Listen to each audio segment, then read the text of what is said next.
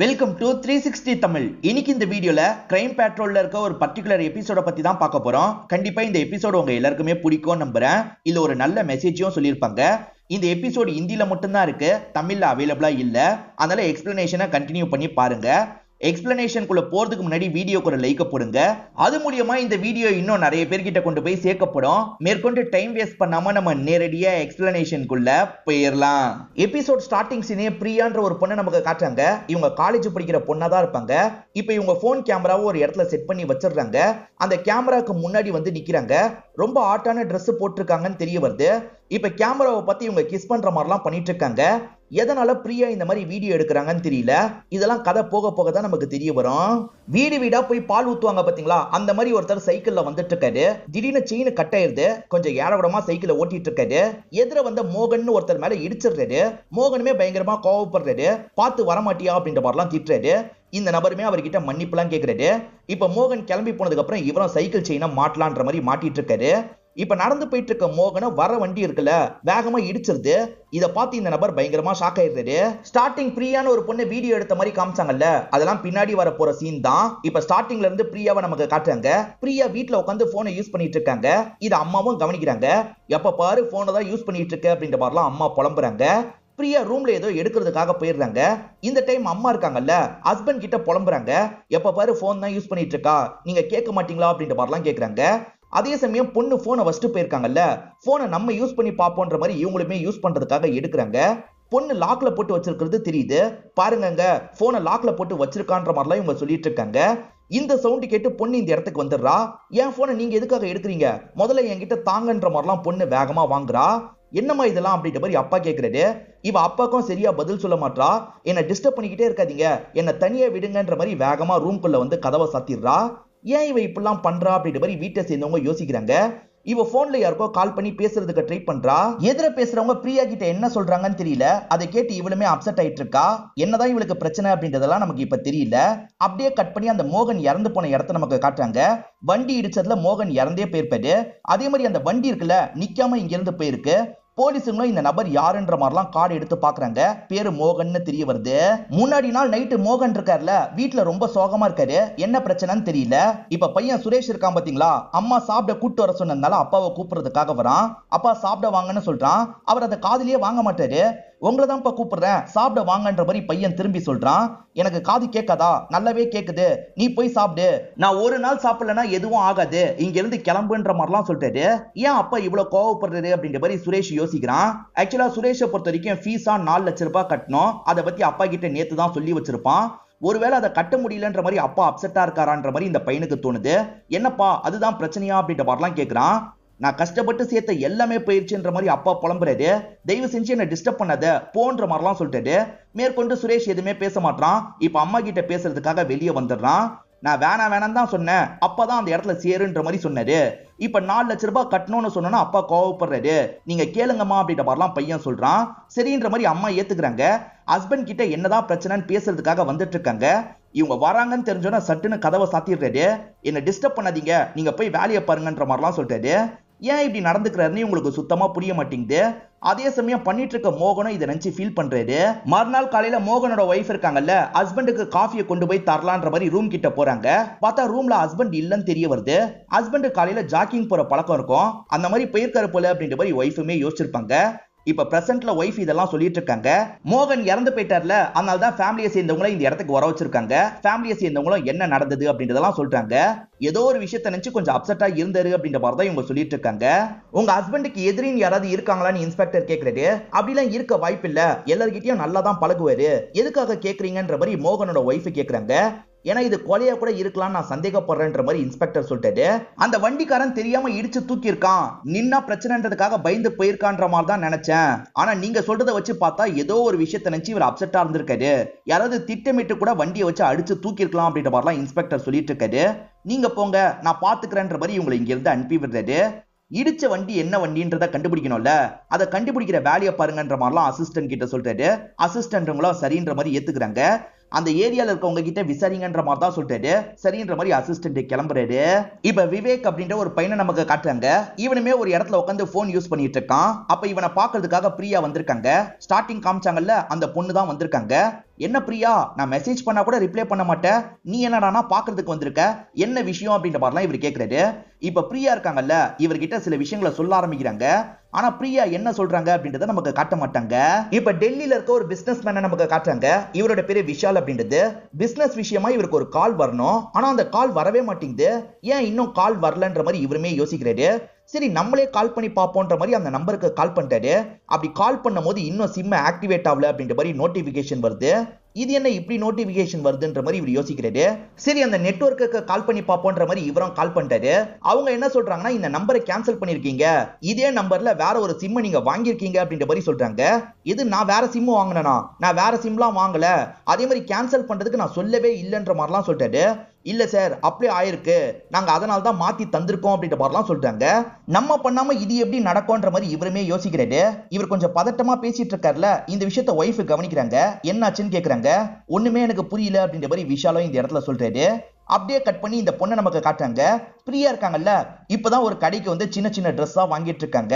இந்த ட்ரெஸ் தான் இவங்க போட்டு வீடியோ எடுத்த மாதிரி நமக்கு காமிச்சிருப்பாங்க. அந்த ட்ரெஸ்ஸையே இப்பதான் வாங்கிட்டு இவங்க வீட்டுக்கு போறாங்க போல. மோகன் வேலை பார்க்குற இடத்துல ஆகாதவங்க யாராவது இருக்காங்களா அப்படின்ற மாதிரிலாம் இவங்க விசாரணை பண்ணிட்டு இருக்காங்க. அப்பதான் வெளியே விசாரிக்க போன அசிஸ்டன்ட் இருக்காருல, ஒருத்தரை கூட்டு வந்திருக்காரு. ஆக்சுவலா பால் வண்டி வச்சிருந்தாருல, அவர் தான் இந்த இடத்துக்கு வந்திருக்காரு. இவர் பார்த்த விஷயத்தை இந்த இடத்துல சொல்ல ஆரம்பிக்கிறாரு. மோகன் மேல தெரியாம இடிக்க வந்தார்ல, அதை பத்தி எல்லாம் சொல்லிட்டு இருக்காரு. செயின் அறுந்துருச்சுல, அந்த செயினை மாட்டலான்ற மாதிரி இவரும் உட்காந்து மாட்டிட்டு இருந்திருப்பாரு. அப்ப மோகனையும் கவனிச்சிருப்பாரு. மோகன் இருக்காருல, வந்துட்டு இருக்க வண்டி மேல விழுந்துடணும் அப்படின்ற மாதிரி வேணும்ட்டே போய் அந்த வண்டி மேல விழுந்திருப்பாரு. அதாவது நடந்தது ஆக்சிடென்ட்லாம் கிடையாது, மோகனே தான் சூசைட் பண்ணிருக்காருன்றது இவர் சொல்றது மூலியமா இன்ஸ்பெக்டருக்கு புரிஞ்சிருது. நீ இதை எதுக்காக அப்பவே சொல்ல, எதுக்காக அந்த ஸ்பாட்டை விட்டு போனன்ற மாதிரிலாம் இன்ஸ்பெக்டர் கேட்கிறாரு. இந்த போலீஸ் கேஸ் எல்லாம் பார்த்து பயந்துட்டேன் சார், அதனால தான் கிளம்பிட்டேன்ற மாதிரி சொல்லிட்டாரு. நடந்ததை யாரு பாத்தீங்கன்ற மாதிரி இவர் விசாரிச்சுட்டு இருந்ததை கவனிச்சேன். சரி தெரிஞ்சதை சொல்லிடலான்றதுக்காக தான் சொல்லிட்டேன்ற மாதிரிலாம் இவன் சொல்றான். இவன் சொல்றது உண்மைதானா அப்படின்ற மாதிரி இன்ஸ்பெக்டர் யோசிக்கிறாரு. சரி நாங்க பாத்துக்கிறோம், நீ கிளம்புன்ற மாதிரி அனுப்பி விடுறாரு. இப்ப பிரியா ஷாப்பிங்லாம் முடிச்சுட்டு வீட்டுக்கு வரத நமக்கு காட்டுறாங்க. எங்க போறாங்க வராங்கன்றத வீட்டுல யார்கிட்டயும் சொல்ல மாட்டாங்க. இப்ப அப்பாவே நிறுத்தி பேச ஆரம்பிக்கிறாரு. நீ பண்றதெல்லாம் கொஞ்சம் கூட சரியில்லைமா, இப்பெல்லாம் நீ படிக்கிறதே இல்ல, எப்ப பாரு போனையே தான் யூஸ் பண்ணிட்டு இருக்க, எதனால இந்த மாதிரிலாம் பண்ணிட்டு இருக்கன்ற மாதிரி அப்பா கேட்கிறாரு. அதுக்கு இவங்க இருக்காங்கல்ல, அப்பா போன் மூலியமா நான் ஒரு வேலை தான் பண்ணிட்டு இருக்கேன், அந்த வேலை மூலியமா நான் நிறைய சம்பாதிப்பேன், சீக்கிரமே நம்ம நல்லதுக்காக தான் இதை நான் பண்ணிட்டு இருக்கேன்றதை நீங்க புரிஞ்சுப்பீங்க, இப்ப எதுவும் கேட்காதீங்கன்ற மாதிரி சொல்றா. எது போன் மூலியமா சம்பாதிப்பியா, எப்படி சம்பாதிப்பன்ற மாதிரி அம்மா கேக்குறாங்க. நானும் அதான் கேக்குறேன், எப்படிமா சம்பாதிப்ப அப்படின்ற மாதிரி அப்பா கேக்குறாரு. அதை சொன்னவங்க ரெண்டு பேருக்குமே புரியாது, என்ன விட்டுருங்கன்ற மாதிரிலாம் ரூம்குள்ள போயிடுறா. என்ன பொண்ணு இப்படி பண்ணிட்டு இருக்கான்ற மாதிரி ரெண்டு பேருமே யோசிக்கிறாங்க. விஷால்னு ஒருத்தரோட நம்பர்ல குழப்பம் ஏற்பட்ட மாதிரி நமக்கு காமிச்சாங்கல்ல, அவர் நேரடியா பேங்க்ல போய் அக்கௌண்ட்டை செக் பண்ணுன்ற மாதிரி யோசிக்கிறாரு. இப்ப மேனேஜரை பாக்குறதுக்காக வந்துடுறாரு. என் அக்கௌண்ட்டை கொஞ்சம் செக் பண்ணுங்க அப்படின்ற மாதிரி சொல்லிட்டு செக் பண்ணி பார்க்கும்போது அக்கௌண்ட்ல இருந்த 1,60,00,000 ரூபாய் காணாம போயிருக்குன்றது தெரிய வருது. அதாவது வேற அக்கௌண்ட்டுக்கு டிரான்ஸ்பர் ஆயிருக்கு அப்படின்ற மாதிரிலாம் மேனேஜர் சொல்லிட்டாரு. சரி இந்த டிரான்ஸ்பரை நான் பண்ணவே இல்லைன்ற மாதிரிலாம் விஷால் சொல்லிட்டாரு. ஓடிபிலாம் வருமே, உங்க நம்பர் இல்லாம எப்படி சார் பண்ண முடியும்ன்ற மாதிரி மேனேஜர் கேட்கிறாரு. இவர் நம்பர்ல ஏற்பட்ட குழப்பத்தை பத்திலாம் மேனேஜர் கிட்ட சொல்லிட்டாரு. சார் உங்க சைட்ல ஏதாவது பண்ண முடியுமா, ப்ளீஸ் சார் ஏதாவது பண்ணுங்கன்ற மாதிரிலாம் விஷால் கேட்கிறாரு. என் சைட்ல எதுவுமே பண்ண முடியாது சார், என் சைட்ல என்ன முடியுமோ நான் ட்ரை பண்றேன், நீங்க சீக்கிரமா கம்ப்ளைண்ட் பண்ணுங்கன்ற மாதிரி சொல்லிட்டாரு. விஷாலுமே சரின்ற மாதிரிலாம் இந்த இடத்துல ஏத்துக்கிறாரு. இப்ப பிரியா வீட்டுல இருக்கிறத நமக்கு காட்டுறாங்க. பிரியாக்கு நோட்டிபிகேஷன் மாதிரி வருது. உங்களுக்கு நிறைய காசு கிடைச்சிருக்குன்ற மாதிரி தான் இவங்களுக்கு மெசேஜ் வருது. அந்த மெசேஜை பாக்குற இவங்களுமே பயங்கரமா சந்தோஷப்படுறாங்க. சரி அக்கௌண்ட்ல அந்த காசு வந்திருக்கா பாப்போன்ற மாதிரி செக் பண்ணி பாக்குறாங்க. இப்ப சுனில்னு ஒருத்தரை காட்டுறாங்க. இந்த மாதிரி ஆன்லைன் ஃப்ராட்லாம் நடக்குது பாத்தீங்களா, இதெல்லாம் டீல் பண்ற ஆபீசரா தான் இவர் இருப்பாரு. இவரை நேரடியா பாக்குறதுக்காக தான் விஷால் வந்திருக்காரு. இவர் நிறைய காசு இழந்திருக்காருல, அதை பத்திலாம் இந்த இடத்துல சொல்லிட்டு இருக்காரு. சோ இது சம்பந்தப்பட்ட டீடைல் எல்லாத்தையும் சுனில் கேட்டுட்டு இருக்காரு. அப்பதான் சுனில் அசிஸ்டன்ட் வேற ஒரு தகவலை சொல்றதுக்காக வராரு. ஸ்டார்டிங் மோகன் ஒருத்தர் இறந்து போன மாதிரி காமிச்சாங்க பாத்தீங்களா, அந்த மோகனையும் 6 லட்சம் ரூபாய் ஏமாத்திருக்காங்க போல. அதை தாங்க முடியாம தான் அவர் சூசைட் பண்ணி இறந்து போயிருக்காருன்றது உங்களுக்கு தெரிய வருது. இப்ப இன்ஸ்பெக்டர் சுரேஷை கூப்பிட்டு பேசுறாரு. உன்னோட அப்பா சூசைட் தான் பண்ணிருக்காரு அப்படின்ற மாதிரி சொல்லிட்டாரு. என்ன சார் கொலையா இருக்க வாய்ப்பு இருக்குன்னு சொன்னீங்க, இப்ப சூசைடுன்னு சொல்றீங்கன்ற மாதிரி அவன் கேட்கறான். இப்ப இவருமே விஷயத்த சொல்ல ஆரம்பிக்கிறாரு. உன்னோட அப்பாவை தான் வேணும்ட்டே அந்த வண்டியில போய் விழுந்திருக்காரு, ஆளுங்களும் பார்த்திருக்காங்க, ஏன் சூசைட் பண்ணாருன்ற காரணத்தையும் நாங்க கண்டுபிடிச்சிட்டோம் அப்படின்ற மாதிரி சொல்ல ஆரம்பிக்கிறாரு. ஆக்சுவலா உன்னோட அப்பா 6 லட்சம் ரூபாய் ஏமாந்திருக்காரு அப்படின்ற மாதிரிலாம் எக்ஸ்பிளைன் பண்ணிட்டாரு. ஆன்லைன்ல பொருள்லாம் ஆர்டர் பண்ணுவாங்கல்ல, அந்த மாதிரி ஒரு சைட்ல பெரிய ஆஃபர் போயிருக்கும். இதை கவனிச்ச அப்பா இருக்காரு பாத்தீங்களா, உடனே வாங்கணும்ன்ற மாதிரி சில பொருள்லாம் வாங்குறதுக்காக கார்டெல்லாம் ரெஜிஸ்டர் பண்ணிருப்பாரு. அது மூலியமா தான் உன்னோட அப்பாவை ஏமாத்திருக்காங்க. சைபர் செல்ல இருந்து இப்பதான் எங்களுக்கு முழு இன்ஃபர்மேஷன் கிடைச்சது அப்படின்ற மாதிரிலாம் சொல்லிட்டாரு. ஒரிஜினல் சைட் மாதிரியே ஃபேக்கா ஒரு சைட்டை ரெடி பண்ணி வச்சிருப்பாங்க. அப்பா தெரியாதனமா அதுக்குள்ளதான் போயிருப்பாரு. கார்டு டீடைல்ஸ் எல்லாம் தந்திருப்பாரு. அந்த கார்டு டீடைல்ஸ் வச்சுதான் காசெல்லாம் தூக்கிருக்காங்க அப்படின்ற மாதிரிலாம் இன்ஸ்பெக்டர் சொல்லிட்டாரு. இதை கேட்கிற இந்த பையனும் ஷாக் ஆயிட்டு இருக்கான். இந்த இடத்துல சுனில் அசிஸ்டன்ட் இருக்கார்ல, விஷாலை எப்படி ஏமாத்திருக்க வாய்ப்பு இருக்குன்றதெல்லாம் எக்ஸ்பிளைன் பண்ண ஆரம்பிக்கிறாரு.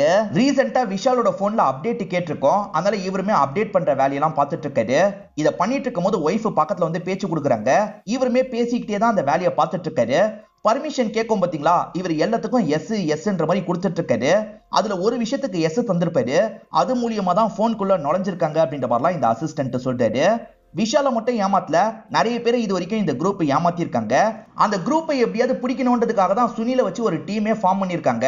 சுனிலுமே பிடிக்கிறதுக்காக பயங்கரமா ட்ரை பண்ணிட்டு தான் இருக்காரு. இருந்தாலுமே ஆளுங்களை ஏமாத்திக்கிட்டே தான் அவனுங்க இருக்காங்க. சின்னதா ஒரு லூப் ஹோல் கூட நமக்கு தரமாட்டாங்க. அவனுங்க மட்டும் மாட்டினாங்கன்னா அவனுங்களை விடக்கூடாது அப்படின்ற மாதிரிலாம் கோவமா அசிஸ்டன்ட் கிட்ட சொல்லிட்டு இருக்காரு. ஆன்லைன்ல எந்த இடத்துல ஃப்ராட் நடந்தாலும் சரி, உடனே தகவல் இவங்களுக்கு வந்துடும் போல.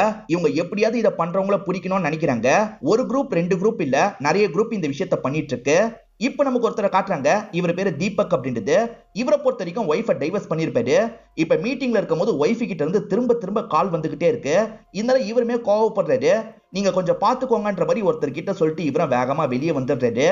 எதுக்காக கால் அடிச்சுக்கிட்டே இருக்கன்னு ஒய்ஃபு கிட்ட கேக்குறாரு. ஒய்ஃப் இருக்காங்கல்ல, எனக்கு மாசம் மாசம் தரணும்ல, அந்த காசை அனுப்பி விடுங்கன்ற மாதிரி சொல்லிட்டாங்க. ஆனா இவர் கோவப்படுறாரு. இன்னும் நாள் இருக்கு, நான் இப்ப அனுப்ப மாட்டேன், என் பொண்ணுக்காக தான் காசு அனுப்புறேன், உனக்காக ஒன்னும் இல்லைன்ற மாதிரி சொல்லிட்டாரு. இப்ப அனுப்ப முடியுமா முடியாதான்ற மாதிரி ஒய்ஃபு கேக்குறாங்க. முடியாது, என்ன பண்ணுவேன்ற மாதிரி இவர் கோவப்படுறாரு. முடியாதுல்ல, என்ன பண்ணுமோ நான் பண்ணிக்கிறேன்ற மாதிரி அவங்க சொல்றாங்க. என்ன இப்படி சொல்றான்ற மாதிரி இவருமே இந்த இடத்துல யோசிக்கிறாரு. இப்ப மோகன் ஒய்ஃப் சோகமா உட்காந்து இருக்காங்க. அந்த வழியா வர சுரேஷ் இருக்கார்ல, இந்த விஷயத்த கவனிக்கிறாரு. இப்ப பக்கத்துல வந்து அம்மாக்கு ஆறுதல்லாம் சொல்லிட்டு இருக்காரு. ஆக்சுவலா மோகன் இருக்கார்ல, ரொம்ப கஷ்டப்பட்டு தான் காசெல்லாம் சேர்த்து வச்சிருப்பாரு. 6 லட்சம் ரூபாய் மொத்தமா போயிருக்கு. அதை நினைச்சுதான் அவர் பயங்கரமா ஃபீல் பண்ணிருக்காரு. நம்ம கிட்ட ஒரு வார்த்தை சொல்லியிருந்தா கூட எப்படியாவது சமாதானம் பத்தி இதெல்லாம் நடக்க விடாம பண்ணிருக்கலாம் அப்படின்ற மாதிரி அம்மா சொல்றாங்க. எதனால அப்பா அன்னைக்கு அப்படி பேசினாருன்றது இப்பதான் பையனுக்கு புரியுது. ஆக்சுவலா பையனுக்கு ஃபீஸ் கட்டுறதுக்காக காசெல்லாம் வச்சிருப்பாரு. அந்த காசை தான் அவனுங்க தூக்கிட்டாங்கல்ல. பையனை நினைச்ச காலேஜ்ல சேர்க்க முடியாதுன்ற மாதிரி தான் அவர் பயங்கரமா ஃபீல் பண்ணிருப்பாரு. இதெல்லாம் சொல்லி இந்த பையன் ஃபீல் பண்ணிட்டு இருக்கான். அம்மா தான் ஆறுதல் சொல்லிட்டு இருக்காங்க. இதெல்லாம் பண்ணவனா நான் விட மாட்டேன்ற மாதிரி பையன் சொல்றான். நம்மளால என்ன பண்ண முடியும்ன்ற மாதிரி அம்மா கேக்குறாங்க. ஏதாவது பண்ணி அவங்களை நான் பிடிக்க போறோமா அப்படின்ற மாதிரி இவருமே இந்த இடத்துல சொல்றாரு. தீபக்னு ஒருத்தர் ஒய்ஃபுக்கு காசு தர மாட்டேன் அப்படின்ற மாதிரிலாம் சொன்னாரு பாத்தீங்களா. இப்ப அவரோட அக்கௌண்ட்ல இருந்து நிறைய காசு போய்கிட்டே இருக்கிறது இவருக்கு தெரிய வருது. அது 2 லட்சமா நிறைய காசு எடுத்துட்டு இருக்காங்க. ஒய்ஃப் தான் எடுக்கிறா போல அப்படின்ற மாதிரி இவர் யோசிக்கிறாரு. ஏன்னா 2 பேர் சேர்ந்து வாழ்ந்திருக்காங்கல்ல, பேங்க் டீடைல் ஒய்ஃபுக்கும் தெரியும். அதை வச்சுதான் இப்படி பண்ணிட்டு இருக்கா போலன்ற மாதிரி யோசிக்கிறாரு. ஒய்ஃபுக்கு கால் பண்ணா அவங்க போனை எடுக்கவே மாட்டாங்க. அவங்க ஸ்பால இருக்கும் போது அந்த இடத்துல வந்து இவர் லாக் பண்ணிடுறாரு. நீ தானே இந்த காசெல்லாம் எடுத்தன்ற மாதிரி கேட்கிறாரு. எது, நான் காசை எடுத்தனா? உங்க அக்கௌண்ட்ல இருந்து நான் எப்படி காசை எடுக்க முடியும்ன்ற மாதிரி கேக்குறாங்க. நீ எடுத்து காட்டுறன்ற மாதிரி என்கிட்ட பேசினல, நீ தான் யாரையோ வச்சு இப்படி பண்ணிருக்க, ஒழுங்கா ஒத்துக்கோன்ற மாதிரிலாம் சொல்லிட்டாரு. நான்லாம் காசை எடுக்கலன்ற மாதிரி இவங்க திரும்ப சொல்லிட்டாங்க. அப்ப நான் போலீஸ் கிட்ட போகவான்ற மாதிரி கேக்குறாரு. தாராளமா போய்க்கோங்கன்ற மாதிரி சொல்லிட்டாங்க. சரி, நான் போய் கம்ப்ளைண்ட் பண்றேன்ற மாதிரி இவரும் இங்க இருந்து கிளம்புறாரு. இப்ப பையனும் மோகன் கேஸ் என்னாச்சுன்னு கேட்கறதுக்காக வந்திருக்கான். இங்க இருக்க அசிஸ்டன்ட் இருக்கார்ல, மேல் இடத்துக்கு ஃபார்வர்ட் பண்ணிட்டோம்ப்பா, இதுக்கப்புறம் அவங்க தான் பாத்துக்கணும். அவங்கள பொறுத்த வரைக்கும் ஒரு ஏரியால இருக்க ஆட்கள் தான் இதை பண்ணிட்டு இருக்கிறதா நம்பிட்டு இருக்காங்க. இதுக்கப்புறம் அவங்க தான்ப்பா சொல்லணும், எங்களால எதுவுமே சொல்ல முடியாதுன்ற மாதிரி சொல்லிட்டாரு. இந்த விஷயத்த பண்றவங்க ஒரு ஏரியால ஆப்ரேட் ஆக வாய்ப்பு இருக்குன்ற மாதிரி சொன்னாரு பாத்தீங்களா. இந்த விஷயத்த சுரேஷ் கேட்டு வச்சுக்கிறான். சரின்ற மாதிரி இங்க இருந்து கிளம்ப ஆரம்பிச்சிடுறான். இப்ப தீபக் இருக்கார்ல, சுனில பாக்குறதுக்காக வந்துடுறாரு. நடந்த விஷயத்தெல்லாம் சொல்லிட்டாரு. கொஞ்சம் கொஞ்சம் காசா போச்சு சார், இப்ப ஆல்மோஸ்ட் என்னோட எல்லா காசுமே போயிருச்சு அப்படின்ற மாதிரிலாம் புலம்பிட்டு இருக்காரு. இந்த மாதிரி நிறைய நடக்குது, நீங்க ஏதாவது ஆப்புக்குள்ள போனீங்களா அப்படின்ற மாதிரிலாம் சுனில் கேக்குறாரு. சார், நான் எந்த ஆப்புக்குள்ளயும் போல சார், கண்டிப்பா என்னோட எக்ஸ் ஒய்ஃப் தான் ஏதோ பண்ணிருக்கா. அவ என் மேல கோவத்துல இருந்தா சார், யாரையோ யூஸ் பண்ணி தான் இந்த விஷயத்த பண்ணிருக்கா, எப்படியாவது எனக்கு காசை வாங்கி தாங்கன்ற மாதிரிலாம் கேக்குறாரு. ஏதோ காசு வந்த மாதிரி நோட்டிபிகேஷன்லாம் பிரியா பார்த்த மாதிரி காமிச்சாங்கல்ல. ஆனா இப்ப பிரியா வேற ஏதோ ஒரு போன் கால்காக வெயிட் பண்றாங்க. இப்ப போன் கால் வந்தோடனே இவங்களுமே எடுத்து பேச ஆரம்பிக்கிறாங்க. இன்னும் எனக்கு காசுலாம் வரலன்ற மாதிரி சொல்லிட்டாங்க. எதிரில் இருக்க நபர் என்ன சொல்றாருன்னு தெரியல. இவங்களோட முகம்லாம் இந்த இடத்துல மாற ஆரம்பிக்குது. சுனில் இருக்காரு பாத்தீங்களா, தீபக்கோட ஒய்ஃபை பார்த்து பேசுறதுக்காக வந்துடுறாரு. இல்ல, நீங்க சம்பந்தப்பட்டிருக்கீங்கன்னா முன்கூட்டியே சொல்லிருங்க, நாங்க கண்டுபிடிச்சா தேவையில்லாத பிரச்சனையை ஃபேஸ் பண்ணுவீங்கன்ற மாதிரி சொல்லிட்டாரு. நான் எப்படி சார் அவர் அக்கௌண்ட்ல இருந்து காசு எடுக்க முடியும், நான்லாம் பண்ணலன்னு சொல்லிட்டாங்க. உங்க ஹஸ்பண்ட் உங்களை தான் சந்தேகப்படுறாரு, உங்க ஹஸ்பண்ட் பேங்க் டீடைல் உங்களுக்கு தெரியும்லன்ற மாதிரி கேக்குறாரு. தெரியும் சார், ஆனா நான் பண்ணலன்ற மாதிரி இவங்களுமே சொல்றாங்க. ஒரு சைடு தீபக்கோட போனை வச்சு எப்படி இது நடந்திருக்க வாய்ப்பு இருக்குன்ற மாதிரியும் செக் பண்ணிட்டு இருக்காங்க. அப்படி செக் பண்ணதுல ஒரு டீடைல் சுனிலோட அசிஸ்டன்ட்டுக்கு கிடைச்சிருது. அதை பத்தி சுனில் கிட்ட சொல்ல ஆரம்பிக்கிறாரு. அவர் போன்ல இருக்க ஒரு பர்டிகுலர் ஆப் வச்சுதான் இந்த விஷயத்த பண்ணிருக்காங்கன்ற மாதிரி தான் சொல்லிட்டாரு. அந்த ஆப்பை நீங்க டவுன்லோட் பண்ணீங்களான்னு கேக்குறாங்க. நான்லாம் பண்ணலன்ற மாதிரி சொல்லிட்டாரு. அது ஒரு கேம் ஆப் தான், என் பொண்ணு பண்ணிருக்க வாய்ப்பு இருக்குன்னு சொல்லிட்டாரு. பொண்ணு நடுவுல அப்பா கிட்ட இருந்து போனை வாங்குவா போல. இப்ப பொண்ணு கிட்ட பேசலான்ற மாதிரி பொண்ணு கிட்ட வந்துடுறாங்க. நீ தான் இந்த கேமை டவுன்லோட் பண்ணியாமான்ற மாதிரி கேக்குறாங்க. அந்த பொண்ணுமே நான் தான் பண்ணன்ற மாதிரி சொல்றா. அவ பர்மிஷன் எல்லாம் ஓகே பண்ணிருப்பால, அது மூலியமா தான் அவனுங்க உள்ள நுழைஞ்சிருக்காங்க, காசை தூக்கி இருக்காங்கன்றது உங்களுக்கு புரிய வருது. என்ன பண்ண முடியுமோ நாங்க பண்றோம், நாங்க இப்ப கிளம்புறோம்ன்ற மாதிரி சுனில் இருக்காருல, டீம் கூட இங்க இருந்து கிளம்பிடுறாரு. இப்ப சுரேஷ் பேக் எல்லாம் பேக் பண்ணிட்டு கிளம்பிட்டு இருக்காரு. அம்மாவும் எங்க கிளம்புறன்ற மாதிரி கேக்குறாங்க. அப்பாவை ஏமாத்தின குரூப் இருக்குல்ல, ஒரு பர்டிகுலர் பகுதியில செயல்படுறதா தகவல் கிடைச்சிருக்கும், அதுதான் அந்த போலீஸ் சொல்லியிருப்பாரு. அதை பத்தி இவனும் சொல்றான். நான் அந்த இடத்துல போய் அவங்களை கண்டுபிடிக்க போறோமா, என்ன ஆசீர்வாதம் பண்ணுங்கன்ற மாதிரி ஆசீர்வாதம் வாங்கிட்டு இவன் பாட்டுக்கு கிளம்பிடுறான். இந்த ஏமாத்துற விஷயத்த பண்றது ஒரு குரூப் மட்டும் கிடையாது, பல குரூப்பா ஏமாத்துறாங்க. ஒவ்வொரு குரூப்பும் ஒவ்வொரு மாதிரி ஏமாத்துவாங்க. அவங்க ஏமாத்தினதுக்கு அப்புறம் தான் அவங்க எப்படி ஏமாத்திருக்காங்கன்றதே இவங்களால கண்டுபிடிக்க முடியுது. நம்ம எப்பவுமே ஒரு ஸ்டெப் அவங்களுக்கு பின்னாடி தான் இருக்கும், நம்ம முன்னாடி இருந்தா மட்டும்தான் இவங்களை தடுக்க முடியும். நம்மள ஒருத்தர் ஏமாந்த மாதிரி நடிக்கணும், அப்பதான் ஏமாத்துறவன் யாருன்றதை கண்டுபிடிக்க முடியும்ன்ற மாதிரிலாம் சுனில் சொல்றாரு. பணக்காரங்க ஏமாந்தா அவங்களோட காசு மட்டும் தான் போகுது, ஆனா மிடில் கிளாஸ் சேர்ந்தவங்க ஏமாந்துட்டாங்கன்னா அவங்களோட உயிரும் சேர்ந்து போகுது, அதனால சீக்கிரமா ஸ்டாப் பண்ணி ஆகணும்ன்ற மாதிரி சொல்லிட்டாரு. சரி சார் அப்படின்ற மாதிரிலாம் அசிஸ்டன்ட் இந்த இடத்துல ஏத்துக்கிறாரு. அந்த எஸ்ஐ ஒரு ஏரியாவை பத்தி சொன்னாரு பாத்தீங்களா, அந்த ஏரியாவுக்கு சுரேஷ் வந்து சேர்ந்துடுறாரு. இப்ப டீ குடிக்கிற மாதிரி அந்த கடைக்காரர் கிட்ட பேச்சு கொடுக்க ஆரம்பிக்கிறாரு. எனக்கு ஒரு ஹேக்கிங் வேலை பண்ணும், ஹேக்கிங்லாம் தெரிஞ்சவங்க இங்க நிறைய பேர் இருக்காங்களாமே, எங்க இருப்பாங்க அப்படின்ற மாதிரிலாம் கேட்கறாரு. இந்த டீ கடைக்காரர் இருக்காருல, ஒரு பர்டிகுலர் பகுதியை பத்தி சொல்லிட்டாரு. அங்கதான் நிறைய ஹேக்கர்ஸ்லாம் இருப்பாங்க, எப்பவுமே சிஸ்டத்தோட இருப்பாங்க, நிறைய பேர் அவங்கள பாக்குறதுக்காகலாம் போவாங்கன்னு சொல்றாரு. சுனில் டீம் இந்த மாதிரி பண்றவங்க எல்லாம் தேடிட்டு தானே இருக்காங்க. ஒரு பகுதியில இருக்கிற மாதிரி உங்களுக்கு தகவல் கிடைக்குது, அந்த இடத்துக்கு போலான்ற மாதிரி இவங்க டீமா மொத்தமா அந்த இடத்துக்கு வந்துடுறாங்க. அந்த இடத்துல பார்த்தா ஒரே ஒருத்தன் தான் இருக்கான், நிறைய சிஸ்டம்லாம் வச்சு வேலை பண்ணிட்டு இருக்கான். அந்த இடத்துல வச்சு அவனை லாக் பண்ணிடுறாங்க. அப்படியே கட் பண்ணி சுரேஷை காட்டுறாங்க. சுரேஷும் விசாரணை பண்ற வேலை எல்லாம் பண்ணிட்டு இருக்காரு, சாமர்த்தியமா பேசி தான் கேட்டுட்டு இருக்காரு. இவர் இந்த மாதிரிலாம் கேட்டுட்டு இருக்கிறத ஒரு பர்டிகுலர் நபர் கவனிக்கிறாரு. நீ எதுக்காக இந்த விஷயத்தெல்லாம் கேட்டுட்டு இருக்கன்ற மாதிரி சுரேஷ் கிட்ட கேட்கிறாரு. சுரேஷ் என்ன சொல்றாருன்னு தெரியல. இவங்க ரெண்டு பேருமே கொஞ்ச நேரம் பேசிக்கிறாங்க. என்ன பேசிக்கிறாங்க அப்படின்றத நமக்கு காட்ட மாட்டாங்க. சுனில் ஆட்கள்லாம் சேர்ந்த மாதிரி ஒருத்தனை பிடிச்சாங்க பாத்தீங்களா, இப்ப சுனிலும் அவங்க கிட்ட பேசுறதுக்காக வந்துடுறாரு. ஆக்சுவலா இவன் டீமோட எட்டெல்லாம் இருக்க மாட்டான், அந்த டீம்ல 100 பேர் இருக்காங்கன்னா அதுல ஒருத்தனா தான் இவன் இருப்பான். இவன் நேரடியா எதுலயுமே இன்வால்வ் ஆயிருக்க மாட்டான், சில டீட்டெயிலாம் எடுத்து தர வேலை தான் இவன் பண்ணிருப்பான். காசுலாம் எனக்கு அவ்வளவு கிடைக்காது சார், எனக்கு கொஞ்சம் காசு மட்டும் அனுப்பி விடுவாங்க, இந்த வேலையெல்லாம் எங்களுக்கு பண்ணித்தானே கேட்பாங்க, நான் அது மட்டும் தான் சார் பண்ணேன், மற்றபடி எனக்கு எதுவுமே தெரியாதுன்ற மாதிரிலாம் இவன் சொல்லிட்டு இருக்கான். சுனிலோட டீமுக்கு அடிக்கடி இந்த மாதிரி ஆட்கள்லாம் மாட்டுவாங்க, ஆனா மெயின் ஆளுங்க மாட்டவே மாட்டாங்க. இந்த மாதிரி ஆளுங்க மாட்டும் போது எப்படிலாம் ஏமாத்துறீங்க, எப்படிலாம் இந்த விஷயத்த பண்றீங்கன்றத டீட்டெயிலா கேட்டு தெரிஞ்சுப்பாரு. அது மூலியமா அந்தந்த வழியெல்லாம் ஸ்டாப் பண்றது தான் இவரோட வேலையா இருக்கும். அந்த மாதிரி இவங்கிட்ட இருந்தும் சில தகவல்லாம் கேட்டு வச்சுக்கிறாரு. இது மூலியமா அந்த மாதிரி ஏமாத்துறத ஸ்டாப் பண்ணும் அப்படின்ற மாதிரிலாம் இவர் யோசிக்கிறாரு. சுரேஷ் போயிருக்காரு பாத்தீங்களா, இல்ல அம்மாக்கு பெருசா விருப்பம் கிடையாது.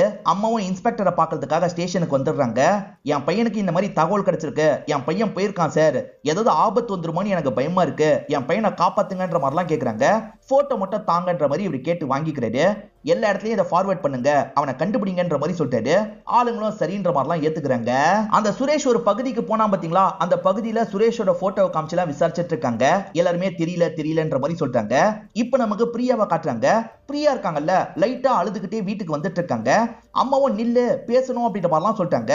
ஆனா பொண்ணு கேட்காம உள்ள போய் கதவை சாத்திக்கிறாங்க. அப்பவும் கதவை தட்டுறாரு, ஆனா பொண்ணு இருக்காங்கல்ல கதவை திறக்காமையே இருக்காங்க. இவங்க ரெண்டு பேருமே திரும்ப திரும்ப கதவை தட்டிக்கிட்டே இருக்காங்க.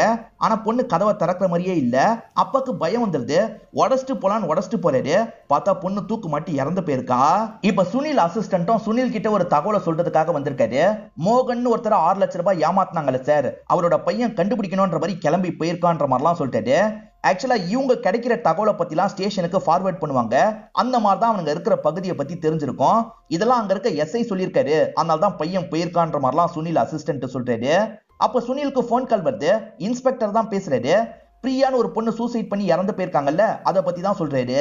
ஆக்சுவலா பிரியாவோட அப்பா கிட்ட சேவிங்ஸா 3 லட்சம் ரூபாய் இருந்திருக்கும். அந்த 3 லட்சம் ரூபாய் அப்பா கிட்ட கேட்காமயே இவ யூஸ் பண்ணிருப்பா. ஒரு கேம் தான் விளையாடி இருப்பா. அந்த கேம்ல தான் சார் 3 லட்சம் ரூபாயை இழந்திருக்கா. அதை மீட் எடுக்கிறதுக்கு சில வேலையெல்லாம் பண்ணிருக்கா. அந்த வேலையில அவளோட பிரைவேட் வீடியோலாம் யாருக்கோ அனுப்பி வச்சிருக்கா. அந்த கேமோட பேரு கேபிஎல்னு சொல்றாரு. அதாவது கோன் பதேகா லட்சாதிபதின்றது தான் கேமோட பேருன்னு சொல்றாரு. அந்த கேம் ஓனர்ஸோட டீட்டெயிலையும் இவ கலெக்ட் பண்ண மாதிரி தெரியுது சார். அந்த ஓனருக்கு தான் வீடியோவை அனுப்பி வச்சிருக்கா. ஏன் எதுக்குன்றது தெரியல சார். எனக்கு தெரிஞ்ச எல்லா டீட்டெயிலையும் உங்களுக்கு அனுப்பி விடுறேன் அப்படின்ற மாதிரிலாம் சொல்லிட்டாரு.